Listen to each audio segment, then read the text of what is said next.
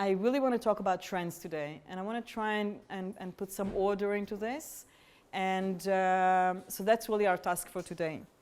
I'm told, usually I like to walk, but I'm told I need to stand here, so I'm pretty much here. So that's the agenda, okay? So what I'm going to do in the beginning, I'm just going to talk a little bit about the future. By the way, there's no way I'm going to tell you everything about the future, okay? No one can. Even if someone says they do, they cannot do that. We'll talk a little bit about the future, see how we see the future today.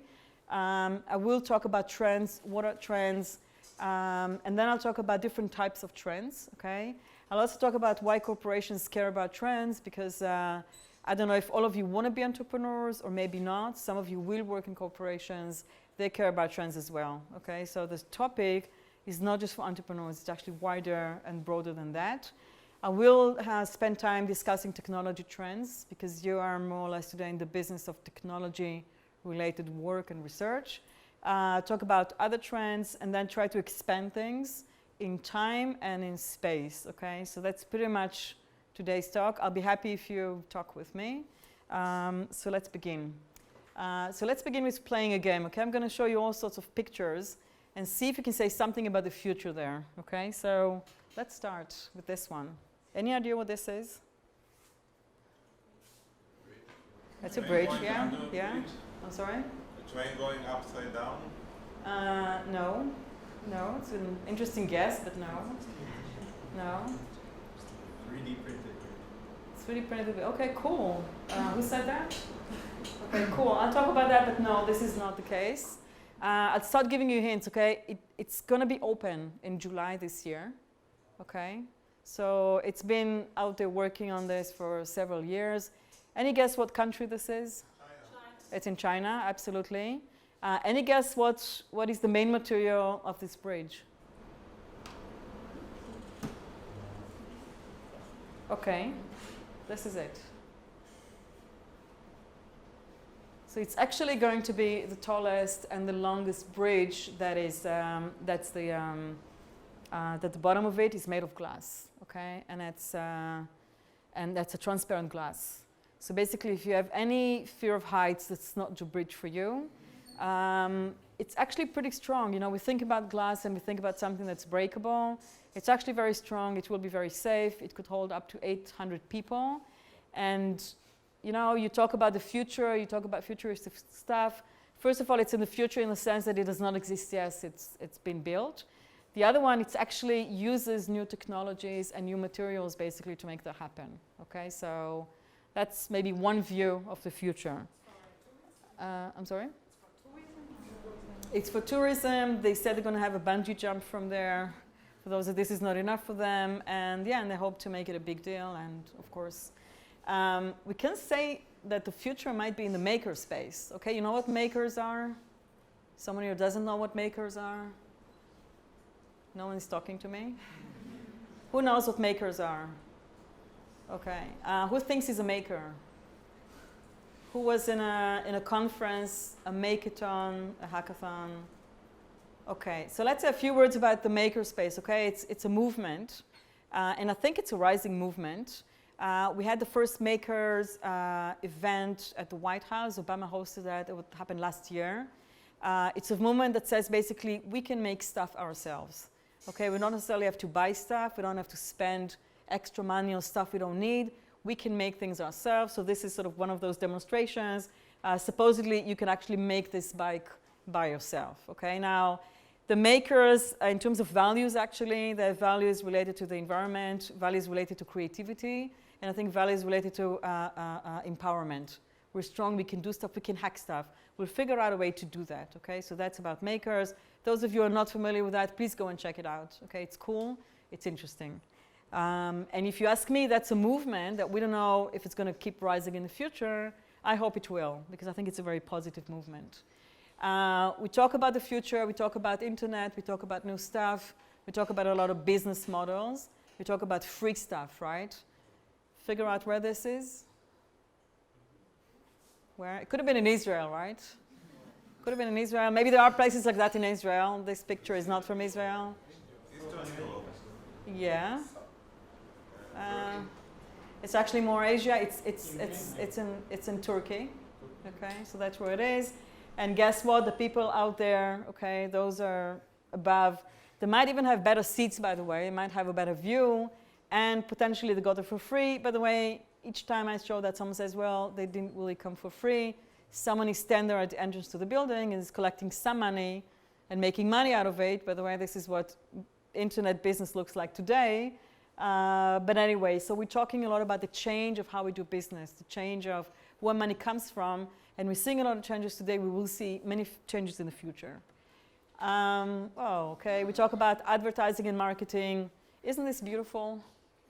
I think it's a great use of space, okay, advertising space. It also looks credible, okay? The nice thing today about advertising, you know, we want real people, we want real evidence, we want things to be credible. This looks very, very credible. So when we talk about future things, we also see a huge change today, okay? Change today in the way the digital world works. And actually it still didn't, and there's still a lot of things that we can be doing in this particular space. I don't know, some of your lives look like that today? If not, you may have your life looking like that, and if not, your life probably did look like that at some point. We're sort of getting more and more things to help us manage things in a more efficient way. And oddly enough, we seem to be much more busy and we have less time. There's a huge change today, and I think in the future there will be a huge major change in the way that work-life balance happens and also in the way that we work, okay? So hopefully it will not look like that. This does not seem to be an excellent solution. We talk about things being much more transparent, okay? So if it used to be a world of corporations, they do everything, they do the stuff themselves, and then they talk to you, the customers and the users. Today we sort of, everything blurs, okay? So the boundaries sort of go away. This is a pretty car. It's actually made of fiberglass.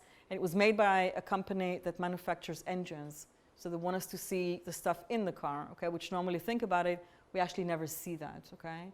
And it's also just very beautiful. If there was a car like that, I would have liked to drive. It really looks beautiful. And maybe the last thing I want to talk about in general is, are you familiar with Elon Musk?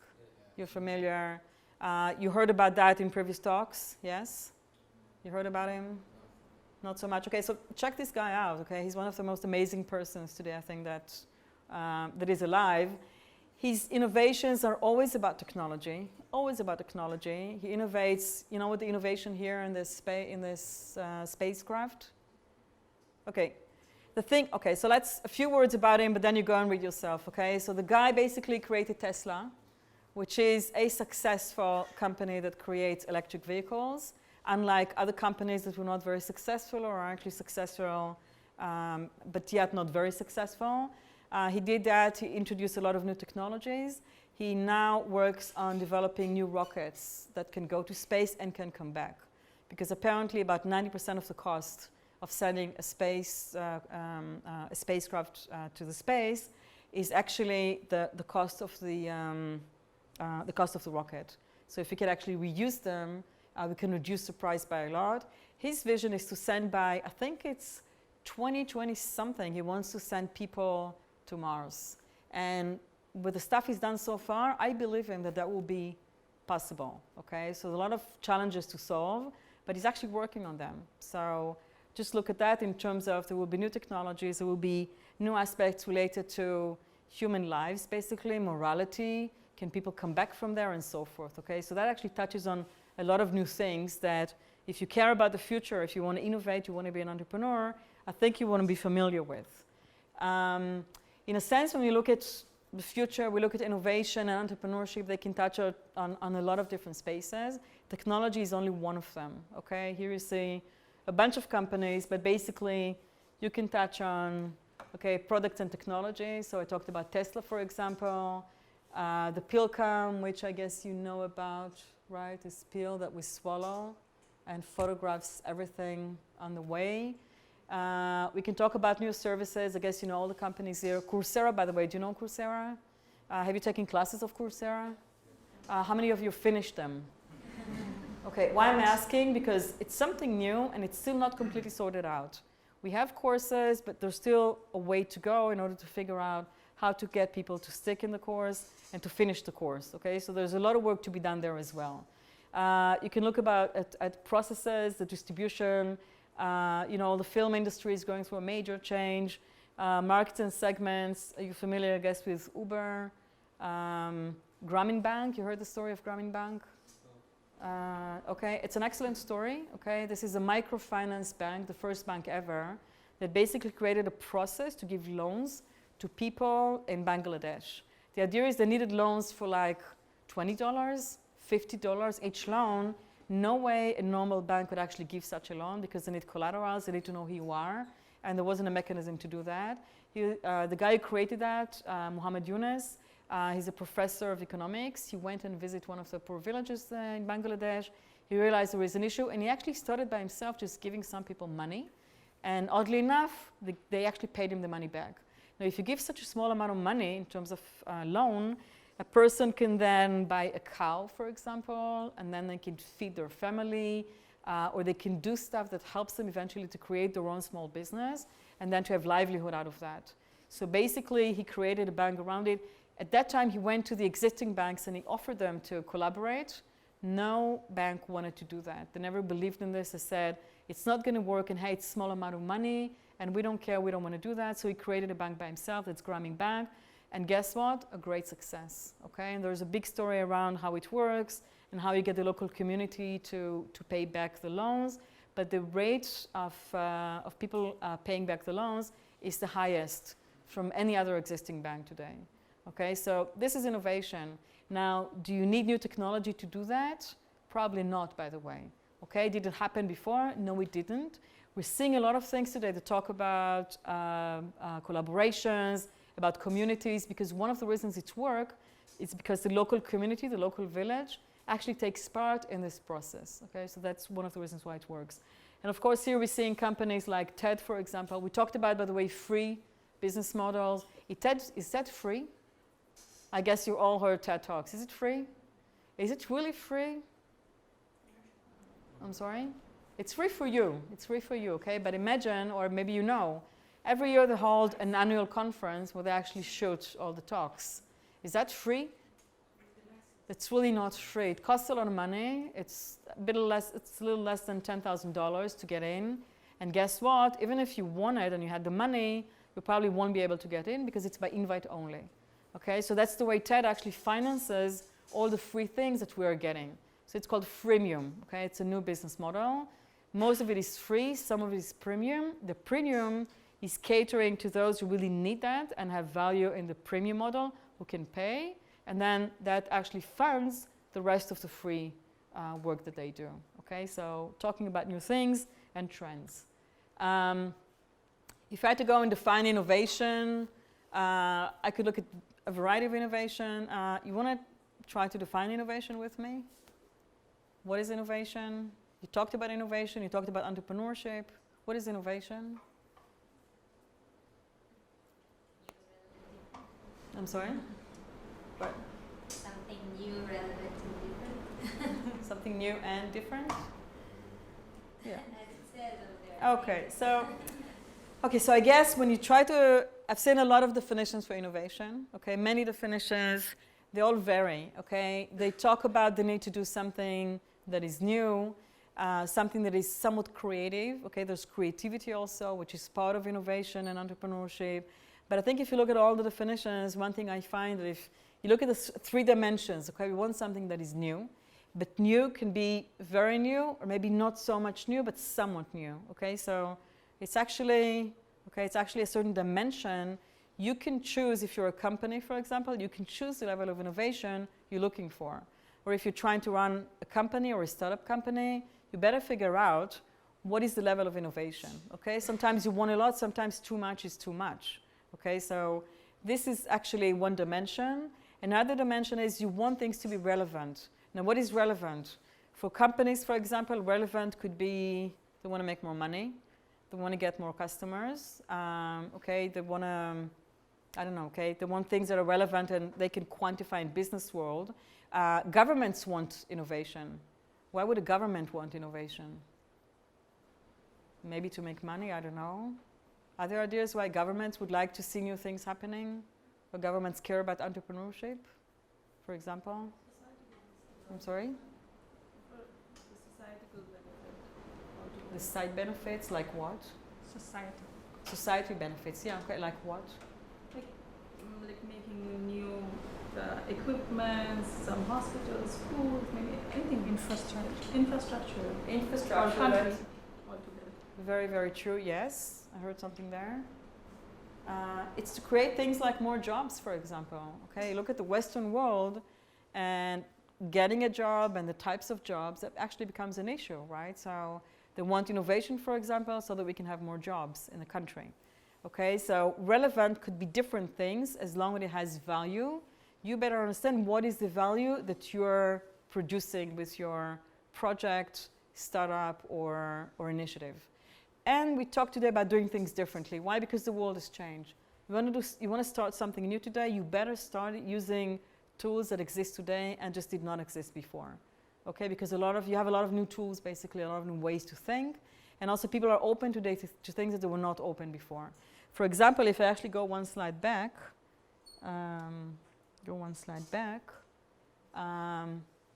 look at Uber, okay? Uber is an amazing innovation, I think, right?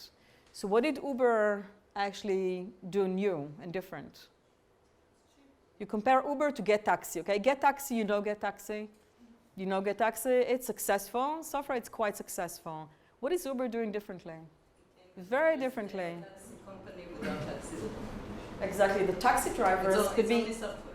Exactly, the taxi drivers could be anyone.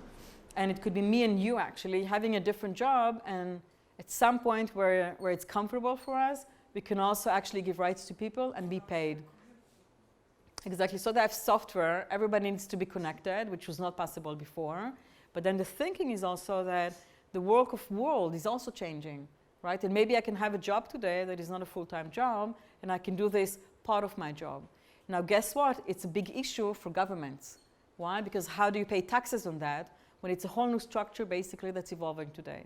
Okay, so that's an example, again, of things that are new and are really changing the way we behave and the way we see the world. I won't go through all this list, but basically, you can see innovation and new trends and changes in pretty much any industry and any area that exists, okay? You can see it in the public sector, universities, armies, hospitals, distribution, manufacturing, of course, is changing. High-tech, by definition, is at this edge, basically. You can see it in the financial world today, like Kickstarter, and those platforms that are not new anymore, right? We've learned how to use them. But we see new changes there as well, like Bitcoin, and then issues about it, and maybe new virtual currency. So we're seeing a lot of changes. By the way, WeWork, you know WeWork? Okay, WeWork is a co-working space. Go and take a look at that. It's amazing. You have different spaces, even in Tel Aviv. You have one in Herzliya. It's a global network that basically exists for maybe 5 years, I think. Maybe 5 years, something around that. And it's all over the world today, talking about things happening fast. You can rent an office space there, and you get everything that you need for your company, for yourself. It started with maybe startup companies, but today many companies just rent offices there. And today you're beginning to see new and improved office spaces, okay, that are actually say they're better than WeWork and solve some of the issues in WeWork. But this relates, for example, not to new technology. That relates to small and office businesses, okay, the Soho, and that does relate to the fact that many of us today don't really have like a proper job anymore, okay? And by the way, you're sitting, you're a student, you're maybe dreaming about your proper job and stuff. I don't know if that will exist, okay? Because things really are changing very quickly. Drones, you heard about drones. You have a drone, someone here has a drone at home. You say yes, you do. Okay, is it easy to fly those drones today? It's not that easy to fly them yet. I think in the future it will be easier to fly them. I couldn't fly it. Okay. But it's easy to learn. Drone, if you want to start a cool company today, for example, do something about drones, okay? You get immediate attention of everybody, seriously. It's a very hot area today. The drones eventually will affect everything that you see here, okay? They will affect all of our lives. Who we know is actually dealing with drones today? What companies are interested in drones today? Amazon is interested in drones today. Why? Distribution.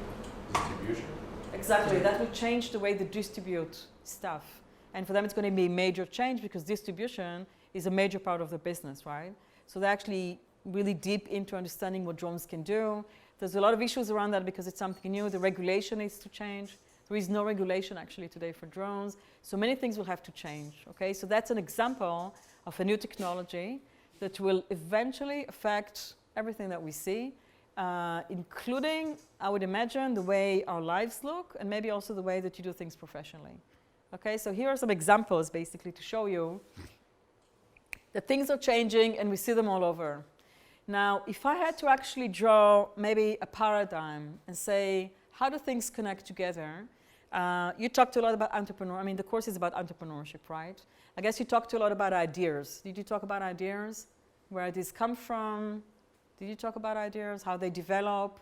Normally, when we talk about innovation and entrepreneurship, we tend to talk about ideas, okay? If you look at this river or flow of innovation, so ideas would actually be, if you ask me, they would be here somewhere in the middle, okay? Because they don't just come. I mean, it's true that sometimes you think about it and they sort of come to you, but they're always rooted in some context, okay? For example, you study, okay? So there's a lot of knowledge in what you study. You come with ideas that relate to what you're studying, but there's a context for them. So basically what I want to say is that whenever we see innovation, we actually have a much wider context, okay? And the context has to be, when you talk about innovation, has to be in the future. Okay, why? Because we're innovating something today that will be relevant one day in the future. Okay, so we have to have an opinion at least about the future, what's going to happen. If I'm innovating now something that would supposed to work in like 5 years from today, I have to have an opinion about what the world is going to look like 5 years from today. Okay, that's one thing, for example. So basically, if I had to describe the flow, I would say that we are rooted in some context. It could be cultural, technological, there's context. Then we have to start focusing, okay? Once you decided to be in neuroscience, for example, that's your focus, okay? That's what you decided to focus on. And within that area of focus, I believe there will be a lot of opportunities and a lot of ideas to do things, okay? And then, of course, you have to prototype them, and eventually maybe there will be projects that actually come out to the world, okay? So this is the flow, and if I wanted to say trends, okay? So the trends would basically are a part of your context. Okay, why? Because trends are a way for me to say something about the future. Okay, this is how I view trends. Okay, you with me? Make sense so far? Yeah, okay. So now I want to start talking about trends. Okay, this is just to say about the context. Okay, we need context. Why? Because things without context are completely lost. I guess, for example, if you have a startup company, you need to convince your investors, for example, that it's worth investing. You need to basically give them evidence that the context is right for what you're doing. Like, why do you decide to do it now, for example? That's the context. So I want to talk about the future. I want to focus on trends. But before I go into trends, I just want to say that there are actually more than just one tool to think about the future. Trends is one of them, okay? But if you look at it, you could do scenario analysis. You know what scenario analysis is? You actually portray a scenario that will be in the future, and you say, okay, in 10 years from now, and actually all these movies, okay, all the science fiction movies, that's what they do. So actually put you in a future world, they portray a future situation, and then things happen in that situation. Now we do it not only in films, but as corporations, or even as entrepreneurs, that's actually what we try to do. So in a sense, we try to imagine what the world is going to look like, and then what we would do in that future world. People who deal with the future, futurists, that's their job, for example. This is what they do. They take a lot of things, they imagine a certain situation, and they make it more concrete. We could brainstorm about the future, and when we say brainstorm, you actually get experts to talk about things together and then get to some conclusions about what might be. We have a Delphi survey. If you want, you can go to the library and take a look at that. What a Delphi survey does, usually it's funded by governments because it's a very expensive and long process. What you do is you ask experts in a variety of areas what they think will be in the future. Now, in terms of timing, okay, so when you do Delphi, you talk about 15 years and more. Okay, so the midterm or the short-term future, you don't do the Delphi for. For that, you have analysts, for example, who can tell you about the short-term future. Anyway, you go and you ask them, you iterate several times, you ask a lot of experts, and eventually you have a report. That report you can find in the library. The only governments I know who did it until today are Germany and Japan. And you can take a look at that. If it really works, it means that even if it was issued 3 years ago, you look at it today, most of it would still be valuable. Okay, so you get opinions of experts about the future. So that's another way to get a feeling for you. And in this talk, I want to really focus on trend, which is one way to look at the future. Make sense so far? Okay. So what are trends? If I had to search a simple definition, by the way, where did I get the simple definition? Where would I get a simple definition for trends? Where? Google. I have a shorter way to do that. I go to Wikipedia. I go to Wikipedia, okay? But that's actually a fairly good definition of trends. A trend is a general direction, okay? It's not a specific direction. It's a general direction where something tends to move in, okay? So I'm saying something very general, okay? So trend is not something very, very specific, but it's a certain direction, okay? So when we talk about trends, it's not going to be extremely accurate, okay? But we get a sense, we get a general direction. You can have trends in all areas. You want to guess what was the segment that actually started measuring and talking about trends? Yeah? Who was it? Who? Economics. It's actually not far. Yeah? Yeah. It was actually finance. But why would finance start doing that?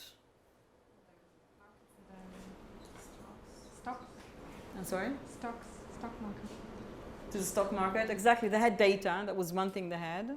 And also they had the motivation, right? Because if you can actually guess where the market is going to go, then of course you could make money. So basically it was a combination of data and the ability to, and the desire to make money. I guess you know these trends. What might be this trend? I don't know if you're familiar with that. Want to guess? I'm sorry? New York City skyline. I don't hear you. New York skyline. It's part of it. It relates to cities. Metropolitans. What happens with cities? They grow bigger. I'm sorry? They grow bigger. They grow bigger. It's actually a huge trend. Cities are getting much, much, much bigger all the time, to the degree that you get a different climate in a big city today. And to the degree that in China, for example, it creates huge problems for people. Why? Because there's not enough place for them to live, not enough work for them. That's a mega trend. It happens all over the world. And guess what? In Israel as well. Okay, now in Israel, we also care about the periphery. It actually clashes with global trends. Okay, so if you are the government wanting to care for the periphery, first you want to know that that's a general trend, and then figure out why here you can succeed in doing things differently and what might be the right thing to do. Now, for example, if I understand that there's a big trend about urbanization, and today I want to start studying psychology, can that affect my decision which psychology I want to study? Any idea? I'm sorry? Maybe that could affect your decisions. I don't know. Neuroscience. Let's talk about what's going to happen when the cities are going to be much more big and crowded. What's going to happen to people there? They're going to be more stressed. I'm sorry? More stressed, probably. Much more stress is going to be, for example, because the more people you get together, they become more stressful. So, for example, I think there would be a lot of room for people who want to be dealing with stress. So it could be psychologists, it could be neuroscientists who want to study stress, but stress is going to be a major, major, major issue if it's not already today, for example. Okay, so that would be affected, and you look at it and as if it's something that only matter to buildings and so forth. No, it's going to really change the way the human society gathers together. Okay, so that was general. So now let's talking about things that are more specific to see how trends evolve. Google Trends, are you familiar with Google Trends? You are? Excellent tool, okay? So now let's play a game and let's look at Google Trends and let's look at the beginning of a trend. Gamification. Do you know what gamification is? Gamification? Sort of? Okay, so before we actually talk about it, let's just look at the data. Okay, you're good with data. Let's look at the data. Gamification. So you see basically that I have data. You can see something and this thing is sort of going up, right? If I have to look at it here, it's sort of going up. Okay, so maybe that's the beginning of a trend. The data is not very smooth. Any idea why? Why it's sort of jumping? Why would the data jump and not be a smooth curve?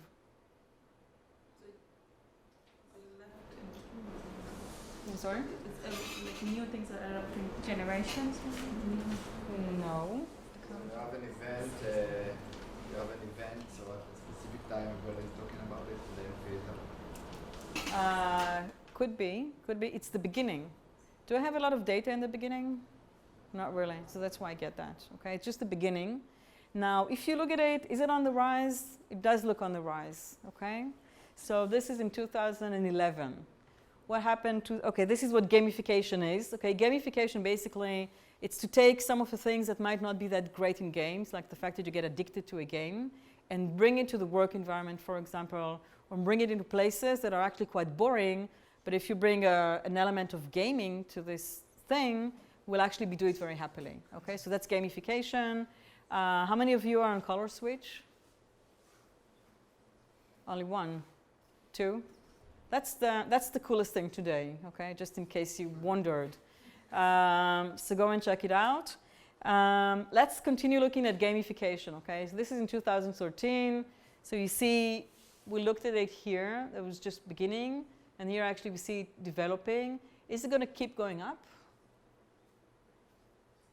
We don't know. It's kind of difficult to say, right? Because it's going up and down. Let's see what happened later. Okay, what happened later in 2014? I'm sorry? Yeah, it doesn't look that great. Okay, but where is it today?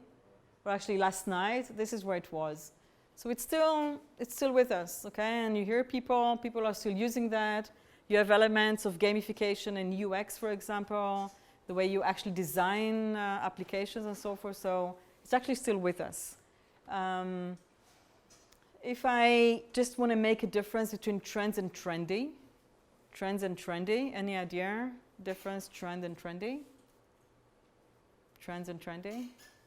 What is trendy? At the moment, you know? Sorry? Trendy is? It's quite simple. Like at the moment, this is trendy, and trendy is Short something time. like quite progressive. Or Yeah. So it's something for now, it's cool, and it's tend to be very short. Okay, so trendy is something that's very short, but now. So there is something that changes and depends on time. That's why the world is similar. Trend is something that we want to be long term. Okay, so don't confuse between trend and trendy. We want to talk about the future. Yeah? So not every trendy will become a trend. Exactly. Exactly. Now let's look at some examples. Okay, so for example, wearable technology, Google Glass. How many people here actually used Google Glass? Tried that at all? You tried 1, 2. How was it? No. No. Okay, for you? I'm sorry? It was awful. It was awful. Yeah, it was pretty awful. But anyway, the world has been talking about wearable technology for many, many years. Okay? For many, many years. You can see blimps there. Started taking off. And then in 2014 or 13, there was a big excitement. People thought, that's it. It's going to really succeed. We're going to see those suits with embedded chips in them and all these things. And there was a big disappointment. Okay, so things went down. And basically, if you look at it today, it sort of exists, but doesn't look like it's going any place very interesting. And by the way, Google Glass, I don't know if you're aware of that, but when Google launched the Google Glass, it was never meant to be a product. It was actually really launched as a prototype for people to play with to see how it works. Okay, so this was really the desire, and I'm sure they learned a lot from it. If we look at, Google Glass, so you can see there was a big hype about it, very steep, and of course today there's no hype about it. Virtual reality, I guess that's a new kid on the block. Have you tried those? You tried, and how did it work? Nice. It was nice. It's cool. A little bit, the feeling was nauseous. Okay, it was a bit nausea, okay, but it was actually pretty cool. Maybe this will actually take off, right? Now let's look at the past of it and the future, okay? You look at virtual reality, it's not new. People talked about it for ages, okay?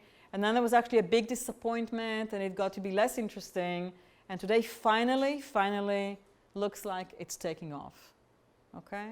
So it's quite amazing. And in a minute, I'm going to talk about why it might be taking off today, okay? But you see that change? So you have people who talk about it, who do research on virtual reality. You had companies developing products of virtual reality. And finally, now, after so long, it's actually taking off. It's getting to a point where the technology is good enough.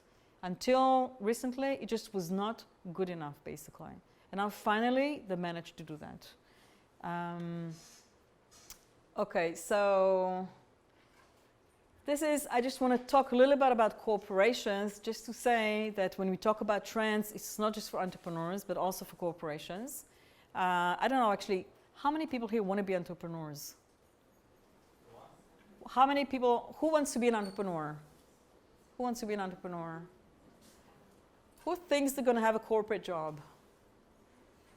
And all the rest are going to be unemployed? Who thinks about continuing a research career? Research career, okay, so it's entrepreneurs and researchers. That's what we've got here in the room, right? No one really want to go and work for a company. Someone here wants to work for a company? Maybe yes, maybe no. Okay, cool. So I'm telling you, okay, some of you will work in companies. It's not going to be that bad, by the way, okay? When we talk about trends, believe it or not, but corporations care about that as well. Sometimes they have their special units that are dealing with trying to figure out what's going to be in the future, okay, and studying various trends. The graph above is the graph of Facebook, okay? Facebook, you all have Facebook pages? You do? How many of you are active on Facebook? How many of you are not active on Facebook? Cool, okay. How many of you, who wants to be less active on Facebook? Who wants to be more active on Facebook? So we see a trend, right? You look at the class, we see a trend, okay? So you're all on Facebook, that's a platform today. Quite active. More of you want to be less active than more active, okay? So that's what the graph actually tells us. So if you were today Mark Zuckerberg, you would be worried about the future of Facebook, right? You would be worried about the future. One of the things, for example, you would be searching trends like hell, by the way. You would be trying to influence the future, not just figuring out where it would go. And if you'd be Zuckerberg, you have an opportunity to actually change the future. But you'd be very worried. That would be your main concern, basically. Now let's look at the one at the bottom. That seems pretty good, right? That seems to be going up. Want to guess what it is? Twitter? No, but it's not far, yeah. I'm sorry? Instagram, no. Snapchat, no. Okay. It's WhatsApp. Okay, it's actually WhatsApp, and what happened to WhatsApp was bought by Google. And if you look at the graph of WhatsApp, you can see exactly when. That was here in 2014, okay? This is when they were bought, okay? So it was a huge interest. By the way, is it going to change Facebook? You look at the two graphs together, Facebook is huge, WhatsApp, of course, is much less, but it was bought as a growth engine, okay? So the bets of Facebook is that WhatsApp is doing something good and that will help them grow. So the trend that they would actually draw, the future trend that Facebook would draw for WhatsApp is going to be, okay, a very positive one, okay? This one I'm actually going to skip. I think I'm going to skip this one. I'll get back to it. But now let's talk about technology trends. What you see here is an S-curve. An S-curve, this is the shape of this. This is the shape of this curve. This curve, you could say, okay, is actually an integral of a normal distribution or some sort of distribution like that. Okay, it starts very slow, then it gets momentum, it goes up, and eventually it goes into saturation. It's called S, okay, because of the shape of S, and that's a typical graph that describes how technology evolves. For example, virtual reality. Okay, we saw that it took a long time for that to develop. There was a lot of money invested. Virtual reality basically spent quite a few years here. Okay, and in these years, there were people excited, not excited. Things developed. There was a lot of work done there. But if you look at what it could do for you, it was actually very little, or it was not good enough. And then something happens, and then you get to a point where it's good enough, where apparently virtual reality is exactly at that point today. And then the graph starts looking for you like this. Then it starts going up. Okay, this is the phase, for example, when we start building more application to virtual reality. We become more aware, consumers buy that, corporations care about that. This is when things are beginning to happen. And then the pace is going to be very fast. So that's why we see this curve going up very quickly. And eventually, it will get saturated because eventually we'll be doing everything that's possible to do with virtual reality. Makes sense? That's an S-curve of technology evolution. Okay, that's a typical curve. Describe many, many, many things.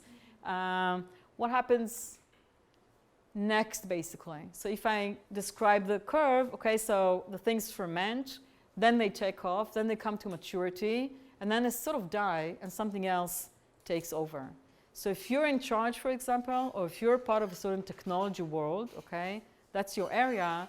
So basically, you want to be aware of that, and also you want to be aware of what happens then, in the end, when things start to die.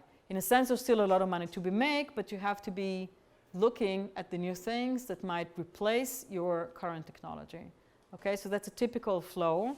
And just to demonstrate that, for example, okay, we could see that with the audio industry. Okay, so it started where it was, and then we saw something new taking off. By the way, similar to virtual reality, if you look at the discs there, you can see that when they started, they could not yet replace the old audio technology. Why? It was not good enough. It has to get to a point where it's good enough, and then it would take off, and then it could replace the older technology.